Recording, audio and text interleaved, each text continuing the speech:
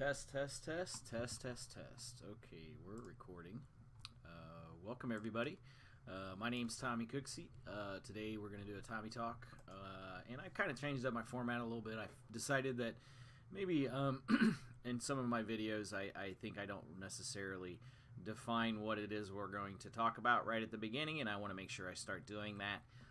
And then also, hopefully I can start cleaning some of these up and making these a little bit more palatable as I get a little bit more experience. So I do appreciate everyone's patience and time and watching these videos. I try to make them as informative and as brief and as quick as to the point as possible so that you can get along with your day. So today what I want to do, today's Friday, the 22nd of December.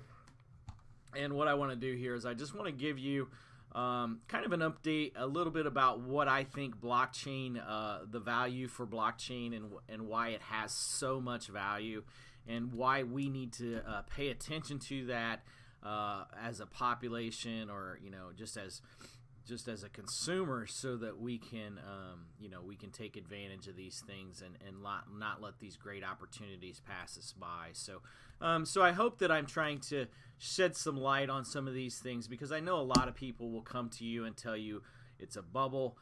Even today, if you go out today, let's just go take a look at some of the things that are going out in the world today. And so I'm just going to bring up a browser window over here for you guys. And let's just go out here and just take a look. If we go out to Coinbase, and you can take a look at my video from yesterday, and you can see how to set up a Coinbase account. So we'll go over here to Coinbase and just take a look at what's going on with Bitcoin today. And you guys will see that Bitcoin and pretty much all the digital currencies took a nosedive as far as like price is concerned. So it's a good buy point. But like anybody will tell you in the financial markets, you never try to catch a falling knife. But it actually went down to 10,000 today. It's back up to 12, and if you followed it, it was up to 20-something last week. And so it's just not palatable for most people in the financial markets simply because it's just so volatile, and people just haven't bought on to the technology yet. And so here's some things that I just want to point out to you guys. If you're not in on the technology, if you don't believe the technology, I'm just going to show you a couple of things. Okay? First of all, if you don't think this has value, let me show you something. This thing, the blockchain, okay? The blockchain. Let's look and see what's going on out here. Now, I get all this crap, all this over here, but, Goldman Sachs has been granted, and they're not going to tell you about this, but they've been granted a patent, and they were just granted a patent in July of this year for their own coin called Settlecoin, okay? And what's this cryptocurrency? Well, it's blockchain, guys. Blockchain is exactly what Bitcoin is. Bitcoin is the essence of blockchain. It is the first implementation of the blockchain technology.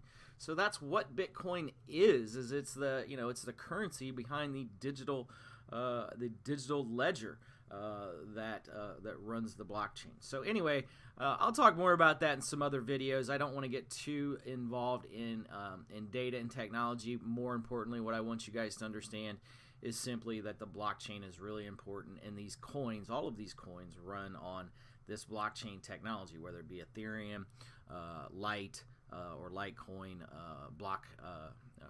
Bitcoin Cash, or which is a fork off of the Bitcoin original. So anyway, with that being said, I want to show you some other things. Now, don't take my word for it here on United States companies, because a lot of the guys in the United States, like I said, if you hear any of my other videos, you'll hear me say, the U.S., we've been late to the game, right? So what do I mean by that? Well, let's just look here. Let's see some other things that are going on. Okay, IOTA. If you don't know who IOTA is, well, you can just go out and look at the IOTA coin. But IOTA is what many will say, oh, well, IOTA is a crap coin. It's a coin that's not even, one of the top 3 coins. It's not Bitcoin, or it's not Ethereum, and it's not Litecoin. It's not Bitcoin Cash. It's not even Ripple.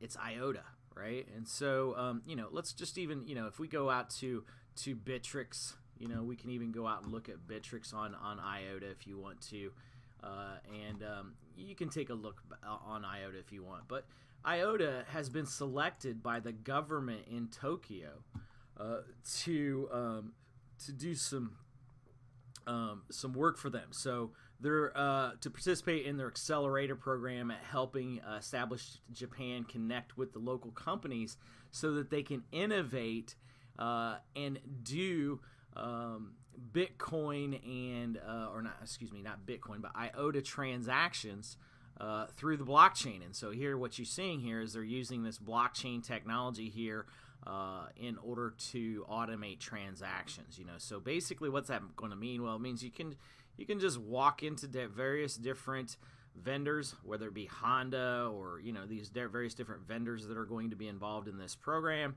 And use this technology to integrate with you. So Sony, Honda, these aren't little companies here, guys, and so they're going to be participating with this, and they're using IOTA in order to do their transactions. So in other words, the consumer pays the manufacturer directly, or whoever's dealing with the manufacturer, they're using IOTA for their transactions. So there's no bank involved. In other words, the government is endorsing this, and there's no bank involved. And so, of course, if you work at the bank, what are you going to say? Oh my God, they're taking away my value. There is no value to you. That's why every bank, that's why the Wall Street's freaking out. That's why the banks are freaking out. That's why if you go to JP Morgan and you go to Chase, or you look at any of the big banks are going to show you that if you just do your research, guys, you're going to see that they are investing heavily in this technology, because the technology in and of itself is the future of our currencies. So, when you think about where does the value from blockchain come from, the value comes from the technology, okay? More, and people will tell you, well, the technology allows you to do an anonymous or an illegal transaction, right? Because you might buy drugs or something with this, or you might do illegal activity. Well, the argument simply is more has been done illegally with the U.S. dollar than anything else in the world. So, it's not that you're going to stop corruption with anything. As a matter of fact, you probably can stop corruption more with digital currency than you can with paper currency. So with that being said, I want to get off the value thing, and I want to talk about what traditionally has had value. So let's go in and let's just kind of take a look at, from a traditional method, when we think about where did we get value from traditionally. So if I say, okay, from a traditional method, where did I get my value from? Well, a lot of times we would say value came from food. If we go back to the initial times, early times of man or whatever, when you think about just simply food, the food in and of itself was one of the most important things, right? So, okay, sorry, had to find some pictures here so I could do some diagrams. So let's kind of think about, traditionally, when we think about value, usually, we think about gold, right? And so, when we think about gold, sorry, let me open this little picture up. Okay, so when we think about gold, traditionally, we're looking at,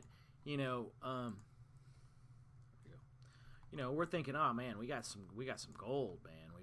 We got gold bars, we got money in the bank, we got, we dug it up, we found it, we knew that it had value, we traded it with our neighbors, and it worked well for us. And at some point in time and over history, as things changed, we decided that this gold that we had, it was going to start to accumulate, and so we'd get more and more and more gold, and so we'd take that gold and that gold started to become heavy, so if we needed to make a big transaction, we might have to take a lot of gold in order to do that transaction. So if we were going to buy a big building, or if we were going to buy a lot of things, And so at that time, we had to be cognizant of robbers, and we had to pay for security, and there was a lot of overhead involved in protecting our investment. And so in order to do that protection, we had to turn to federally insured funds. And so instead of having these gold pieces that we had to carry around all the time, we were then going to be issued currency, right? And so what would that currency be in the form of? Well, that currency might be in the form of some type of a struck coin, and that coin a lot of times in turn would be on silver or gold or whatever the case may be, whether it be and then it slowly became nickel or lead or other less valuable substances. And if we think about why did that happen, right? So, when we think about all of these various different currencies that were available over the history of time, and we go back and we look at the older coins or coins from older days or whatever the case may be, you see things that were made of gold, right? And then you can check history on this, and you can see that at the fall of the Roman Empire, their currency slowly became less precious metals and more unvaluable metals, and that's happened time and time again, basically where the government could not represent the value that they had in their currency, and therefore that value failed. So anyway, my point is simply that during that time, many times us as a population are going to pay for the bills that the government has made mistakes on. So if you think about things like the government bailout, or you think about the bank bailout and things like that, the bank bailout cost us $700 billion. Just in general, government in general costs us a lot of money, right? It just costs us a lot in order for us to be able to adhere to the decisions that they make, whether it be Social Security, whether it be bank bailouts, whether it be auto bailouts, whether it be whatever the flavor of the week is for the Senate that they decide to spend our money on. So I think that what's going to happen, and what we're seeing happening, is that this value still exists here, but it's not feasible for someone who doesn't necessarily trust that that same government is going to come and take my money. Now, I'm using the U.S. as an example, but I'm talking about this. We have to think of this as a world currency, because this is not just happening here. This is happening worldwide. So when we look at the price of Bitcoin, sure, the U.S. dollar is protecting us, and it's protecting us very well, because the government that we have is probably one of the best governments in the world. So our government is doing an extremely good job of protecting us as a government from things like devaluation of our currency. But when you look at governments like in South Africa or the Congo or things of this nature, they just can't make it, and they can't get ahead, because the currency that's issued by their government means nothing. It's just like the currency during the fall of the German Empire at the end of World War I. They were using it for wallpaper and things like that, because it just had no value. They would have a whole wheelbarrow full of money would be not even enough to pay for a loaf of bread. So when we think about those times, the reason did the value lose their dollar was simply because the government had nothing to back it with, right? And so mostly that's the case. So there's other reasons, of course, involved in that, but for the most part, that's basically kind of the things that just happened. So I like to think that if we kind of want to take a visual depiction of that, we think we had all this gold initially, and then as time went on, we would accumulate that gold, and we then at some point kind of trusted the government to kind of take care of those things for us. And I'm speaking very generally here. I'm not simply talking about the U.S. government. I think that the U.S. government has done a very good job in protecting us and protecting our assets and protecting our values and providing us the opportunity to reinvest in ourselves through stocks and bonds and things like that. So there's a lot of really great things in our economy, but you have to remember that when we're dealing with digital currency, we are not dealing with just the United States. We're dealing with a global economy. And so when you invest in this global economy, you are now having the opportunity to allow not only the governments that have not had trusted currencies, I should say, but also you are now allowing various governments to basically take advantage of a currency that's digital that will always be available to them. So I think that that's where a lot of this value is going to come from as well. Because what a lot of these people are going to realize is they're going to realize that they can't really put their money into their government, because the Congo government or whatever government it is, whether it be because what's happening is they're going to say, hey, I got all this money, and then they go realize that those bars aren't what the bars that I thought they were, right? So this guy's got me bamboozled here, and he's trying to make me think that my money's worth more than what it's really worth. And so that's what's happening in various countries across the world. I'm not saying that's our country, but that is what's happening across the world. And so whether it be in Japan, whether it be in the Congo, or whether it be in China or South Africa, or wherever they are seeing the influx of digital currency, is because they don't trust the system, whatever that system may be. And so the digital currency provides them the ability to do these transactions where it does it through the software. The software can't cheat you. The software is what it is, and it's freely available for you to look at. And it's software written in such a way on the blockchain so that it has to reach a consensus of everyone in order for the software to change. So the software doesn't really change necessarily once it's been published and once the coin has been created. So when you think about digital coin, the coin is not just the coin, but the coin is also the ability to perform the transaction digitally that comes along with the coin. And so I tell people this a lot of times, and I use this analogy quite a bit. You need to think of coin, or if you want an analogy for how to think of coin less as of dollars, but think of it as more as walking around with a pocket full of gas.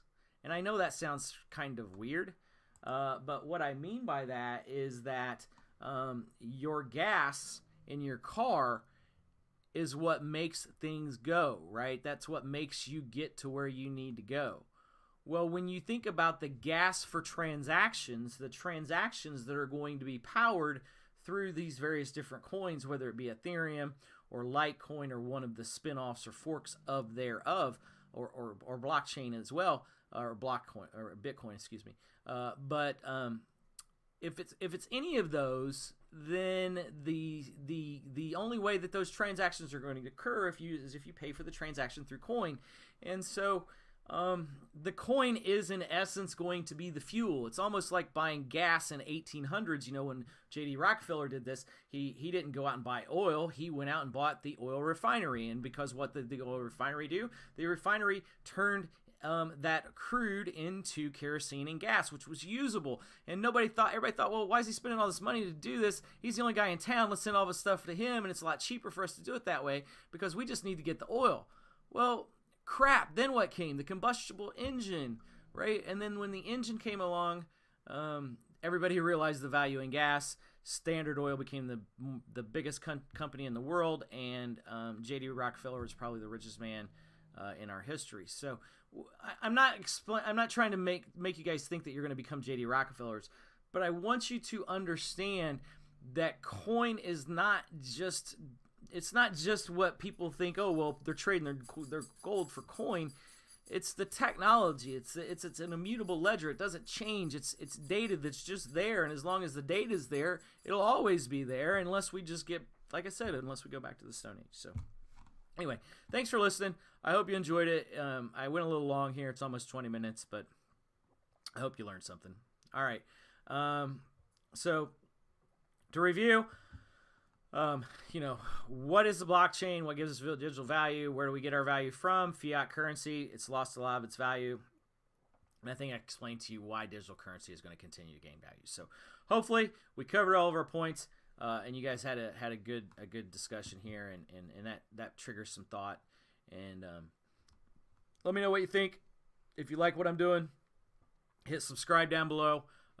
Hit like. We'll be having more videos coming along. Thanks.